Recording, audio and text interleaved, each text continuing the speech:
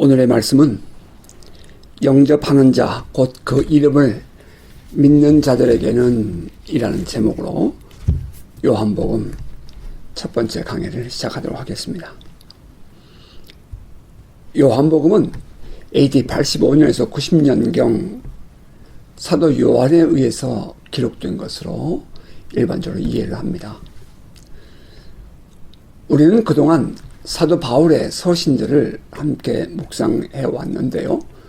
이제 목회서신 66년, 67년경 기록한 그 세 편의 목회서신은 다음 기회로 미루고 이제 63년까지 끝났던 바울 서신의 그 뒤를 이어서 이제 20년쯤 지난 85년에서 90년 사이에 기록된 사도 요한의 복음서를 함께 묵상하기를 원합니다. 요한은 예수의 제자로 베드로와 함께 특별히 예수님께 사랑을 받은 제자였습니다. 사도 요한이 이 요한복음서를 기록한 목적은 사람들로 하여금 하나님의 아들 예수 그리스도를 믿고 영생을 얻게 하고자 함에 있었습니다. 요한복음 맨 마지막 장, 21장이 마지막 장이고요. 20장 31절을 보면 이렇게 기록이 되어 있습니다. 오직 이것을 기록함은 너희로 예수께서 하나님의 아들 그리스도이심을 믿게 하려 하며 또 너희로 믿고 그 이름을 힘입어 생명을 얻게 하려 함이니라, 이렇게 했습니다. 이제 그러한 관점에서 요한복음을 함께 묵상하며 우리의 믿음 생활을 돌아보기를 원합니다. 오늘의 본문 12절과 13절은 이렇게 말합니다. 영접하는 자, 곧 그 이름을 믿는 자들에게는 하나님의 자녀가 되는 권세를 주셨으니 이는 혈통으로나 육정으로나 사람의 뜻으로 나지 아니하고 오직 하나님께로부터 난 자들이니라 라고 말했습니다. 사도 요한이 이 복음서를 읽는 사람에게 꼭 하고 싶은 말이 이 표현 속에 들어있는 것입니다. 예수 그리스도를 믿어라. 혹은 예수가 그리스도이심을 믿어라 하는 내용입니다. 그 예수가 누구인가에 대해서 사도는 본문 1절에서부터 이렇게 시작합니다. 태초에 말씀이 계시니라. 이 말씀이 하나님과 함께 계셨으니 이 말씀은 곧 하나님이시니라. 그가 태초에 하나님과 함께 계셨고 만물이 그로 말미암아 지은 바 되었으니 지은 것이 하나도 그가 없이는 된 것이 없느니라 하였습니다. 태초에 말씀이 계시니라 할 때 그 말씀은 정관사 더가 붙고 맨 앞자가 캐피탈 레터로 쓴 The Word입니다. 일반적인 말씀 그게 아니라 The Word이에요. 이 말씀은 유대적 관점과 헬라적 관점 두 가지로 우리가 이해할 수 있는데요. 유대인들은 삼위일체 하나님 중 제2위인 성자 그리스도를 표현할 때, 메시아를 표현할 때 하나님의 말씀과 혹은 하나님의 지혜로 표현하기도 하였습니다. 이때 이 성자가 곧 메시아로서 우리를 구원하기 위하여 이 땅에 오실 하나님 아들이었습니다. 유대인들의 입장에서 태초에 말씀이 계시니라, 이 말은 태초에 하나님의 아들 메시아가 계셨다, 계시니라 라는 내용으로 이해될 수 있습니다. 또 그리고 헬라인들의 입장에서 그 당시에 만연하고 있는 영지주의적인 해석을 품고 있다고도 우리는 이해할 수 있는데요. 당시 영지주의자들은 예수께서 하나님인 동시에 인간이라는 사실을 거짓이라 단정하는 그 이단 사상이라고 그들은 말을 했습니다. 그들은 신과 인간 세계를 둘로 나누어서 신의 세계는 거룩하고 인간 세계는 저급하고 더러운 곳으로 말했습니다. 그래서 육체를 입고 있는 인간이 신의 경지에 이르려면 거룩한 생활을 해야 하는데 그러기 위해서는 금욕적인 생활을 해야 한다. 그들은 그렇게 말했던 것입니다. 초자연적이고 신비로운 영적 세계를 접하기 위해 육체를 입은 인간은 금욕적이고 절제된 생활을 해야 하는데 그것이 율법과 만나서 율법주의적인 신앙을 강조하게 되었습니다. 우리는 이미 이러한 내용을 사도 바울의 서신들을 묵상하면서 이해한 바가 있지요. 그래서 당시 초대교회 성도들은 참된 복음에서 벗어나게 되는데 이러한 사상이 교회 안에 들어와서 사도 바울이 전한 원초적인 복음을 왜곡시키고 사도 바울을 오히려 거짓 사도라고 주장하는 자들이 생기게 되었습니다. 그에 대해서 반론을 제기한 것이 고린도 전후서를 비롯한 바울 서신이었죠. 마찬가지로 요한복음 또한 이러한 헬라의 영지주의 사상과 철학에 물든 교회 성도들을 인식하고 그들에게 참된 복음을 제시한 복음서라는 점에서 우리는 요한복음을 다시 이해할 필요가 있습니다. 영지주의에서 최고의 신은 로고스입니다. 플라톤 사상의 최고의 신의 경지에 이르는 것이 이데아라면 같은 내용이죠. 그들의 철학사상에서 최고의 신은 로고스인 것입니다. 그런데 이 로고스라는 단어의 뜻이 말씀이죠. 당시 교회 안의 영지주의자들은 그리스도 곧 메시아를 로고스, 말씀이라 불렀습니다. 그들이 말하는 최고의 신, 곧 로고스는 그리스도라고 인정한 것입니다. 창조, 계시, 구원의 중보자인 로고스는 이미 당시 이 복음서를 읽는 이들에게 익숙한 표현이었어요. 따라서 태초에 말씀이 계시니라, 이 말씀은 창세기 1장에서 하나님의 빛이 있으라 하셨던 그 말씀이 아니라 그리스도, 창조와 계시, 구원의 중보자이신 메시아를 지칭하는 말인 것입니다. 언젠가 어떤 분이 그렇게 설교하는 것을 보았어요. 말씀이 하나님이다. 그래서 성경이 하나님이다. 그래서 이 성경을 벗어나면 잘못된다. 여러분, 그건 아니죠. 요한복음 1장에서 1절에서 우리에게 말하고 있는 말씀이 하나님이다. 이것은 그리스도가, 메시아가 하나님이다. 이런 말인 것입니다.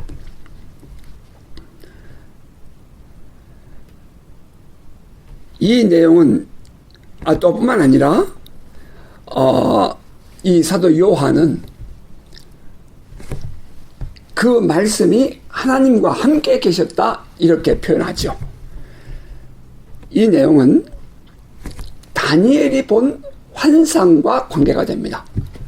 유대인들은 그 하나님 보좌 우편에 앉은 성자가 이 땅에 오셔서 영원한 하나님의 나라를 이루실 것을 기대하고 있었습니다. 그게 메르카바 전승인데요. 다니엘이 환상을 보았습니다. 그 보좌의 우편에 앉아 계시리라 하신 그 인자 같은 이, 다 다니엘서 7장 13절 14절은 이렇게 기록합니다. 내가 또 밤 환상 중에 보니 인자 같은 이가 하늘 구름을 타고 와서 옛적부터 항상 계신 이에게 나아가 그 앞으로 인도되매 그에게 권세와 영광과 나라를 주고 모든 백성과 나라들과 다른 언어를 말하는 모든 자들이 그를 섬기게 하였으니 그의 권세는 소멸되지 아니하는 영원한 권세요 그의 나라는 멸망하지 아니할 것이니라. 우리가 잘 아는 메르카바 전승의 내용입니다. 메르카바 어전회의라는 뜻입니다. 유대인들은 이 다니엘의 환상을 근거로 메시아가 오셔서 우리를 구원하시고 그 나라와 권세는 영원하리라. 그들은 그렇게 믿었습니다. 이 인자 같은 이 The Son of Man, 사람의 아들로 태어날 메시아를 그들은 기다린 것입니다.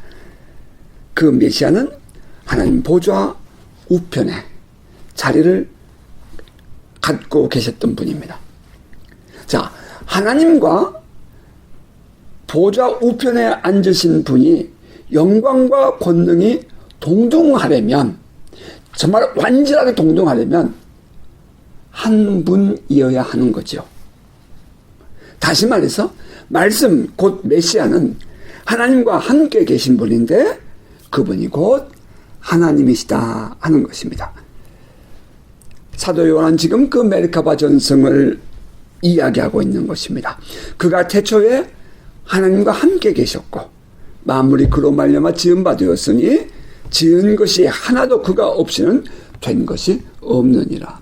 삼위일체 하나님께서 천지 창조에 함께 계셨다 하는 것을 말합니다. 자, 구약성경 창세기 1장에도 이것을 잘 뒷받침해 주는 단어가 나오죠. 하나님이 이 천지를 다 만드신 이후에 하나님의 에이전트, 하나님의 대리인을 세우시게 되는데 아담과 하와를 만드신 것입니다. 그 사람을 만드실 때 하나님의 에이전트로서의 사람을 만드실 때에 하나님이 하신 말씀입니다. 하나님이 이르시되 우리의 형상을 따라 우리의 모양대로 우리가 사람을 만들고 그들로 바다의 물고기와 하늘의 새와 가축과 온 땅과 땅에 기는 모든 것을 다스리게 하자 하시고 라고 되어 있습니다. 이때 사용된 대명사 우리라는 단어 그냥 지나치지 않기를 바랍니다. 엘로힘 복수죠. 하나님은 우리가 한 분이라고 생각할 수가 있는데 지금 이 단어 속에서 보면 우리라는 단어를 사용함으로 하나님이 복수였다는 것을 우리는 이해할 수 있습니다. 다시 말하면 성부, 성자, 성령 삼위일체 하나님이 이 천지 창조에 함께 하셨다 이 말입니다. 당연히 성자이신 메시아 곧 그리스도는 태초에 하나님과 함께 계셨고 세상 모든 것들이 그리스도로 말미암아 지은 바 되었으며 이 세상에 창조된 것은 그 어느 것 하나 그리스도가 없이는 된 것이 없습니다. 사도가 지금 말하고자 하는 것이 무엇입니까? 우리가 지금 믿고 있는 예수 그리스도는 바로 구약에 예언되어진 The Son of Man, 그 하나님 보좌 우편의 인자이시며 천지를 창조하신 그리스도라는 것을 말하고 싶은 것입니다. 예수가 누구입니까? 그들이 지금 사도 바울이 말하고 싶은 이 예수는 누구입니까? 그리스도라는 거죠. 창조와 계시와 구원의 중보자, 곧 초대교회 성도들이 말하고 있는 그 로고스라는 것입니다. 예수는 하나님과 영광과 권능이 영원히 동등하신 분이십니다. 곧 하나님이신 것입니다. 그리고 사도는 계속해서 이렇게 말합니다. 그 안에 생명이 있었으니 이 생명은 사람들의 빛이라. 빛이 어둠에 비치되 어둠이 깨닫지 못하더라. 우리는 사도가 무엇을 말하고자 하는지 압니다. 사도는 빛과 어둠을 대조하여 예수를 믿는 사람과 예수를 믿지 않는 세상 사람들을 설명하고 있는 것입니다. 세상적 관점에서 보면 예수를 믿는 것과 믿지 않는 것은 별 차이가 없어 보입니다. 하지만 성경의 관점에서 보면 이것은 빛과 어둠의 차이인 것입니다. 예수를 믿는 사람은 생명이 있습니다. 생명이신 예수가 그 안에 거하시기 때문입니다. 그러나 예수를 믿지 않는 사람은 살았다 하나 실상은 생명이 없으므로 죽은 자인 것입니다. 똑같이 이 세상에 살면서 이 땅에서 발을 딛고 살고 있지만 예수를 믿는 사람과 믿지 않는 사람은 결코 똑같을 수가 없습니다. 우리가 왜 예수를 믿어야 합니까? 생명이 예수 안에 있기 때문입니다. 생명이 없는 자들은 어둠에 속한 자들이고 결국 그들은 죽은 자들입니다. 영원한 생명에 들어가지도 못할 것입니다. 사도는 그것을 빛과 어둠으로 표현했습니다. 생명이신 예수 그리스도가 이 땅에 오셨습니다. 하지만 어둠에 속한 자들은 예수 그리스도를 믿지 않을 뿐만 아니라 그분을 알지도 못했습니다. 사도는 이 빛으로 오신 예수 그리스도를 증언하기 위해서 한 사람을 끌어냅니다. 끌어올립니다. 세례 요한이라는 분입니다. 유대인은 이미 세례 요한을 알고 있었죠. 그는 대제사장 사가랴의 아들이었습니다. 당시에 이 유대인들에게 대제사장이라는 그 직분도 컸지만 이제 그 종교적인 지도자의 가정에서 나온 이 세례 요한이었으므로 그가 회개하라, 독사의 자식들아, 그렇게 강한 독서를 퍼부어도 사람들은 그것을 받아들였던 것입니다. 그래서 이 세례 요한은 하나님이 보낸 선지자라고 그들은 인정을 했던 것이죠. 세례 요한, 그는 단순히 세상 한 구석에서 갑자기 나타난 사람이 아닙니다. 그는 유대인들에게 인정을 받는 가문의 사람이었어요. 대제사장의 아들이었다는 것입니다. 사람들은 종교 지도자든 아니든 모두가 세례 요한은 하나님이 보내신 분이라는 것을 인정하고 있었습니다. 따라서 세례 요한이 예수 그리스도를 증언하기 위하여 오셨다 하는 것은 예수가 그리스도라는 사실을 더욱 확실하게 해주는 증거가 되는 것입니다. 이나여 사도 요한은 세례 요한을 지금 이곳에서 언급하는 것입니다. 하나님께로부터 보내심을 받은 사람이 있으니 그의 이름은 요한이라. 그가 증언하러 왔으니 곧 빛에 대하여 증언하고 모든 사람이 자기로 말미암아 믿게 하려 함이라. 그는 이 빛이 아니요 이 빛에 대하여 증언하러 온 자라. 본문 6절부터 8절의 말씀입니다. 자기로 말미암아 믿게 하려 함이라.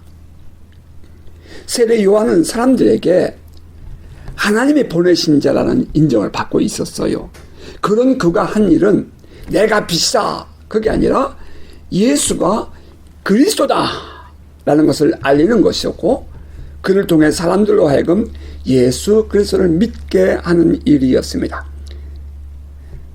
지금 사도 요한이 말하고 싶은 것은, 봐라, 우리가 알았던 그 세례 요한도 예수가 그리스도라는 사실을 알리기 위해서 오신 것 아니냐. 그러므로 예수 그리스도를 믿어라 하는 것이었습니다. 자, 사도는 계속해서 이렇게 말합니다. 참 빛, 곧 세상에 와서 각 사람에게 비추는 빛이 있었나니 그가 세상에 계셨으며 세상은 그로 말미암아 지은 바 되었을 때 세상이 그를 알지 못하였고 자기 땅에 오며 자기 백성이 영접지 아니하였으니. 참 기가 막힌 사실이죠. 가짜 빛이 아니라 참 빛이 오셔서 사람들에게 빛을 비추었습니다. 가짜가 아닌 진짜 빛이신 예수께서 사람들에게 빛을 비추셨습니다. 그리고 실제로 사람들과 함께 계셨고, 이 세상은 그 예수 그리스도가, 예수가 계셨던 이 세상은 바로 그분이 지은 곳이었습니다. 그런데도 그들은 예수 그리스도를 모를 뿐만 아니라 예수 그리스도를 믿기를 거부합니다. 자기 땅에 오셨으나 자기의 백성들이라고 여긴 그들이 예수를 영접하지 않고 거부했다 하는 말입니다. 참 가슴 아픈 일이죠. 진리를 보여주어도 믿지 않는 것입니다. 사실을 갖다 주어도 받아들이지 못하는 것입니다. 참 기가 막힌 일입니다. 여기에 자기의 백성들이 누구죠? 유대인들을 의미합니다. 유대 혈통을 가진 자들이고 그리스도를 메시아를 기다린다는 사람들이었어요. 그들은 당연히 참빛을 영접할 것으로 여겨진 사람들이었습니다. 그런 그들이 오히려 예수 그리스도를 영접하지 않을 뿐 아니라 그를 십자가에 못 박아 죽인 것입니다. 자기 땅에 오매 자기 백성이 영접하지 아니하였으나. 자, 이어지는 본문은 이렇습니다. 영접하는 자, 곧 그 이름을 믿는 자들에게는 하나님의 자녀가 되는 권세를 주셨으니 이는 혈통으로나 육정으로나 사람의 뜻으로 나지 아니하고 오직 하나님께로부터 난 자들이니라. 영접하는 자라는 말은 예수 그리스도의 이름을 믿는 자라는 뜻인 거죠. 지금 사도는 이방 땅에 있는 교회를 인식하고 에베소 교회를 말할 겁니다. 아마 예수 믿는 사람들에게 복음서를 기록하고 있음을 우리는 압니다. 이미 예수 그리스도를 영접한 자, 곧 그 이름을 믿는 자들에게 보낸 복음서라 이 말입니다. 그들은 이미 하나님의 자녀가 되는 권세를 누리고 있었습니다. 너희들은 비록 유대인이 아니지만 예수 그리스도를 믿음으로 하나님의 자녀라는 권세를 받았다라는 말입니다. 유대인들은 자기들만이 하나님의 자녀라고 생각했죠. 그들은 아브라함의 자손으로서 할례를 받았고 율법을 지키는 하나님의 자녀라는 자부심이 대단한 사람들이었습니다. 하지만 그들은 그 아브라함을 택하신 하나님이 보내신 그 아브라함보다 먼저 계셨던 그 그리스도를 영접하기를 거절한 것입니다.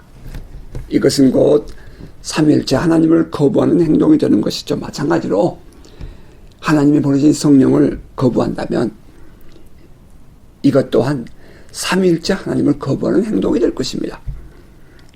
자, 여기에 놀라운 비밀이 있습니다. 예수 그리스도를 믿고 영접한 자는 하나님께로부터 난 자라는 것입니다. 하나님이 선택한 자라는 말이죠. 우리가 예수를 믿게 된 것이 우리 스스로 믿고 싶어서 믿어지는 것이 아니라 하나님의 은혜로 된다 하는 사실입니다. 이방 땅에 살고 있는 초대교회 성도들을 향하여 너희들이 비록 이방인이라 할지라도 너희들이야말로 하나님으로부터 선택받은 하나님으로부터 난 하나님의 자녀들이야 라고 말하고 있는 것입니다. 자, 여기까지가 본문인데요.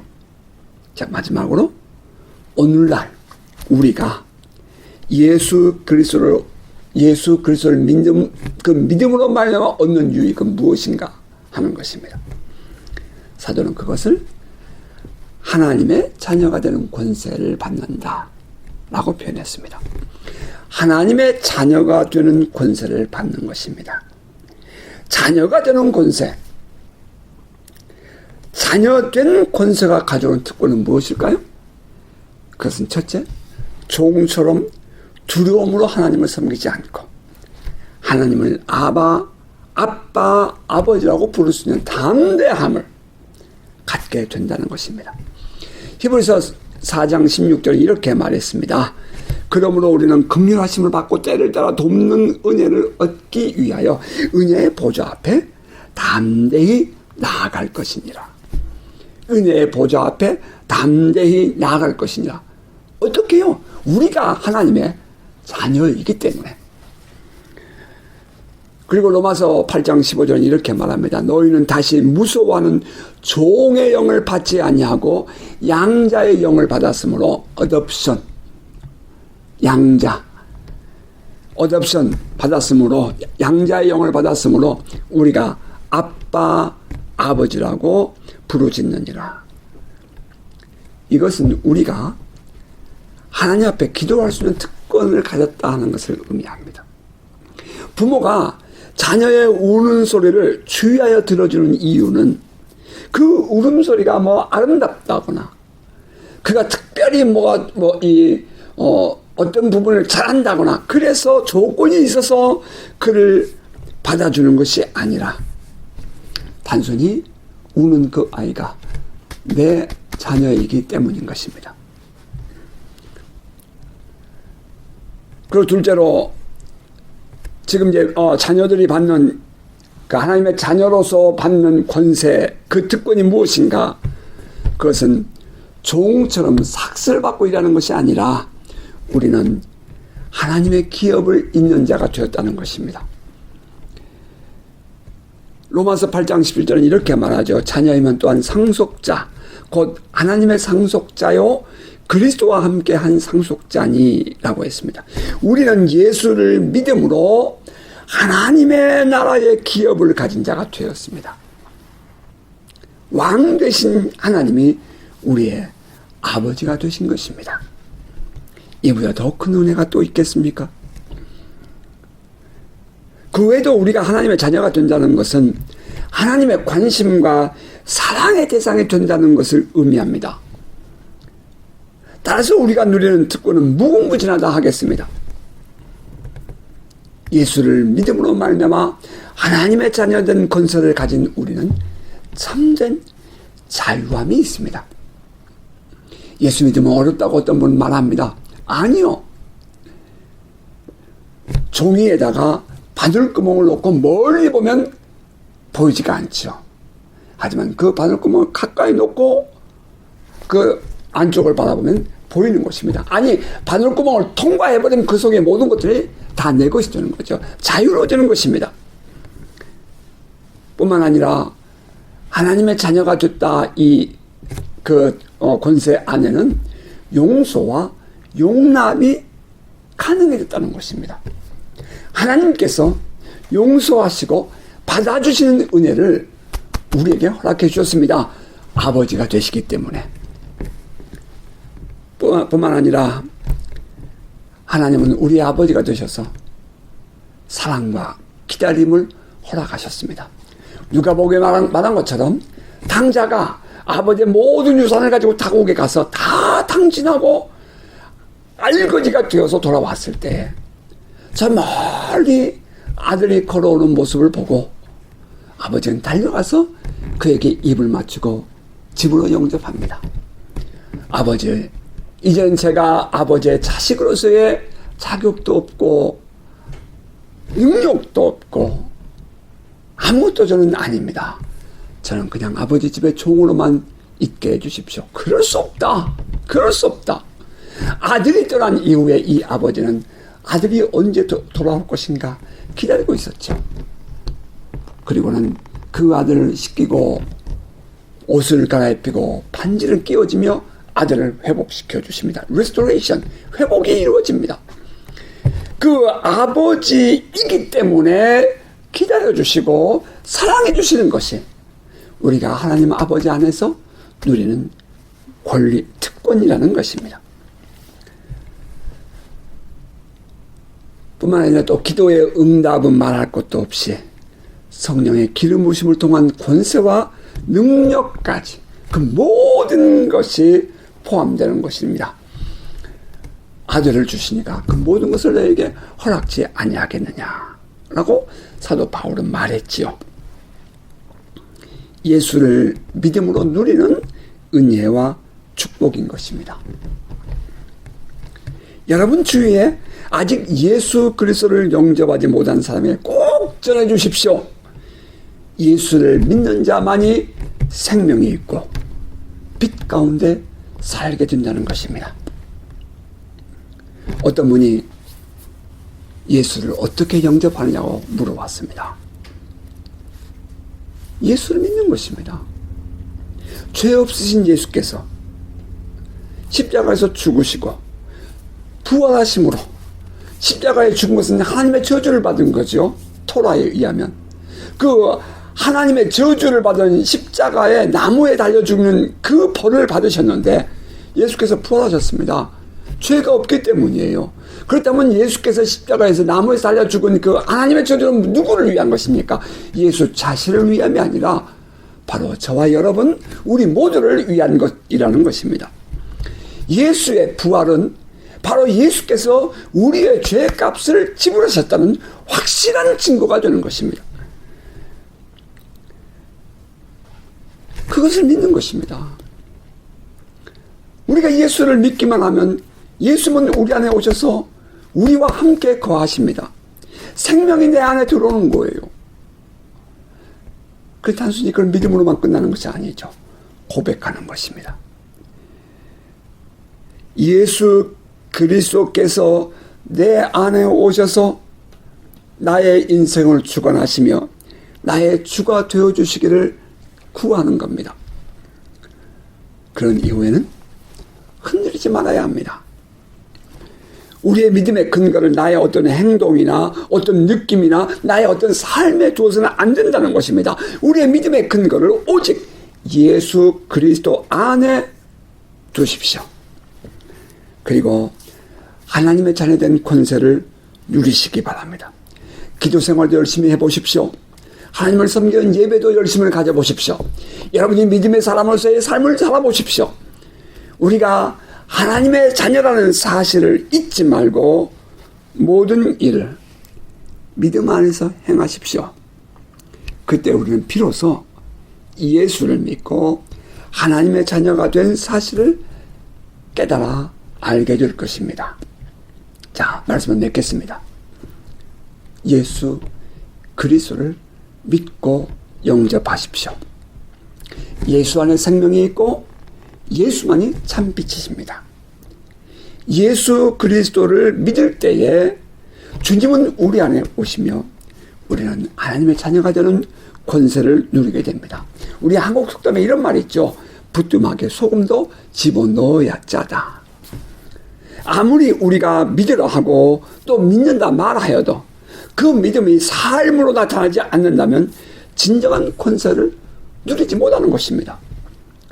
누려봐야 그 권세가 무엇인지를 아는 거지요. 예수 그리스도를 영접하고 하나님의 자녀가 되는 권세를 받았다 할지라도 그것을 사용하지 않으면 아무런 의미가 없습니다. 하나님의 자녀라는 그 권세를 누릴 줄 아는 복된 성도 되시기를 주의 이름으로 축복합니다. 우리 믿음으로 살고 또 믿음 안에서 사십시다. 그리고 주께서 주신 하나님의 자녀로서의 권세를 누리십시다. 바라기는 우리 모두 연약한 그 어둠에 속한 자의 삶이 아니라 능력 있고 권세 있는 하나님의 자녀로서의 삶이 되시기를 주님의 이름으로 축복합니다. 아멘.